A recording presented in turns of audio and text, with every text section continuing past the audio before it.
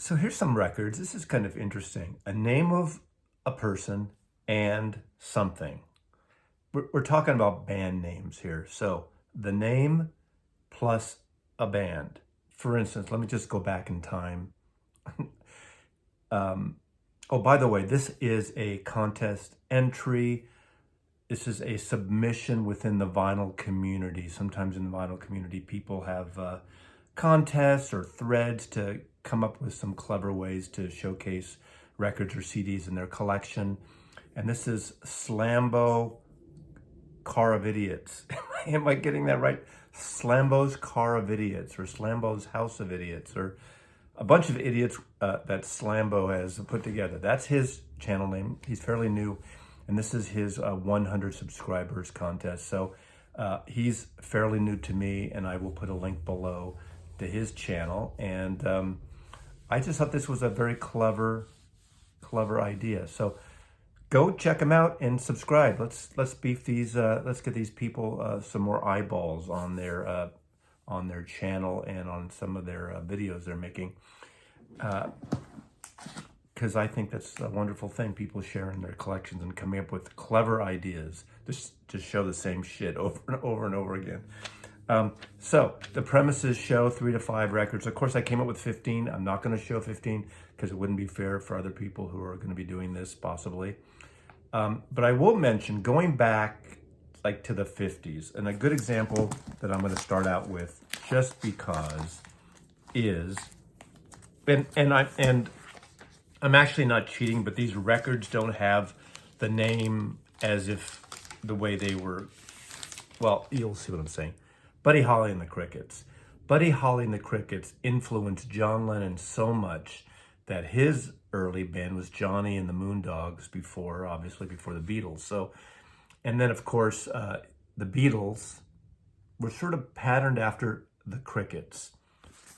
Here's 2 albums, obviously, Buddy Holly, it doesn't say Buddy Holly and the Crickets, and here are the Chirping Crickets, but he was known as Buddy Holly and the Crickets, and that's what I'm showing for my number 1 pick, my first pick, not in any kind of order in terms of favorability, but of course, Buddy Holly, the greatest, ironically now, not ironically, but Paul McCartney, who owns the biggest independent publishing company in the world, owns the entire Buddy Holly catalog. So Buddy Holly, the Crickets, Buddy Holly and the Crickets, it's like a sandwich of musical names. Of course, you could go into groups like, that's a kind of a name you saw more in the early 60s too, like Frankie Valli and the Four Seasons, which I'm not showing, so that doesn't count. Again, now in no particular order, I do a mix of genres, and I just picked a couple albums of each artist. So, Ian Drury and the Blockheads. Ian Drury and the Blockheads. Ian Drury and the Blockheads. Of course, this is so great. Just the name of this album is one of my all-time favorite names. And it's kind of like,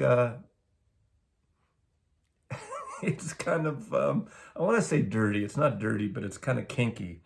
New Boots and Panties. That just seems a little kind of kinky there.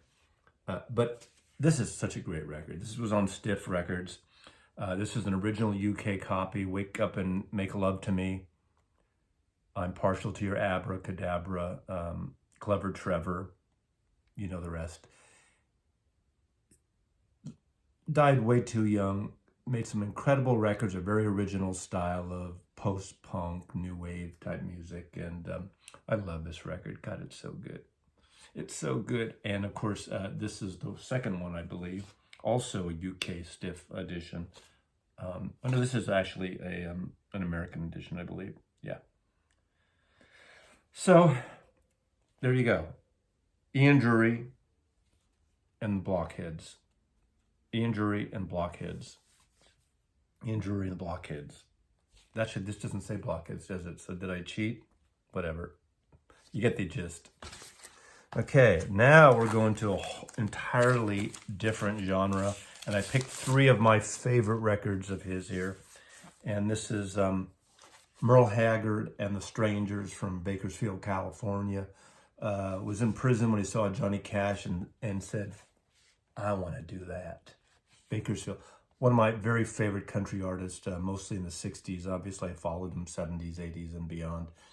But Swingin' Doors, The Bottle Let Me Down. A lot of the song, too, I heard from people like Emmylou Harris and that whole, the new country of into the 70s. But Merle Haggard and The Strangers, great Telecaster country music from Bakersfield, California.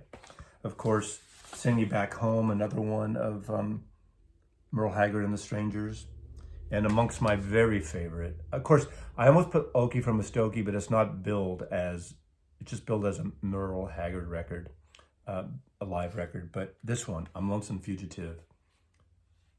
God, I'd like to settle down, but they won't let me. A fugitive must be like a rolling stone. I raised a lot of cane down in my younger days, and my mama used to pray my crops would fail. But now I'm a lonesome fugitive. The Strangers. There you go.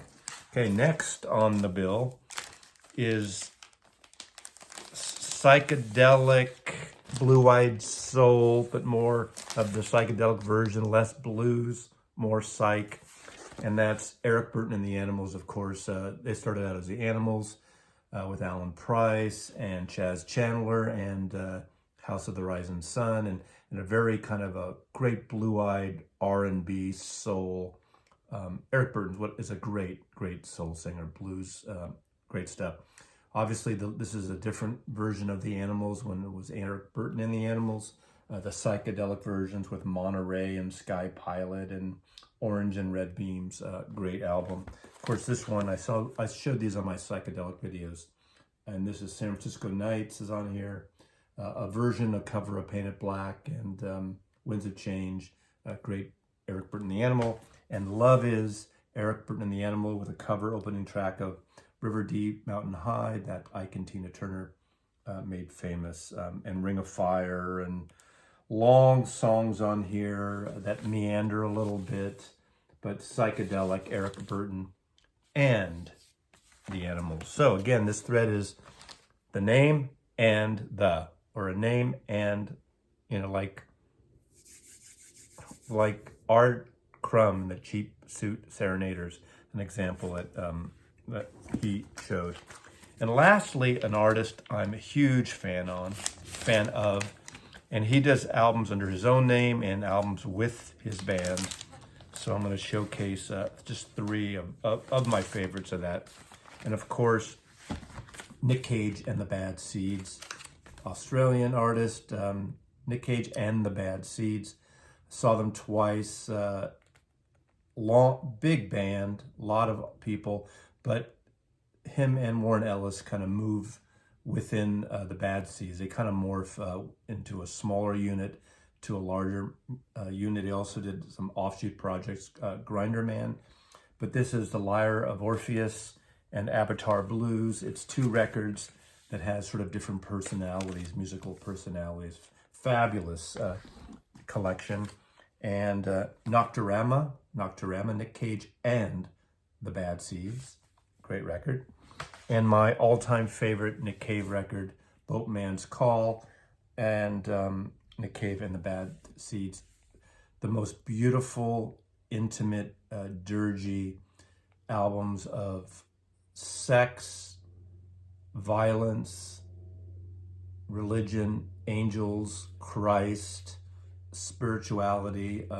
It's a sexy, dirge-like album, and I just love this album, Nick Cave and the Bad Seeds. So that's it. Slambo, go check his channel out. Go subscribe, please. And it's a kind of a cool idea, isn't it? Good idea. Mazzy loves you.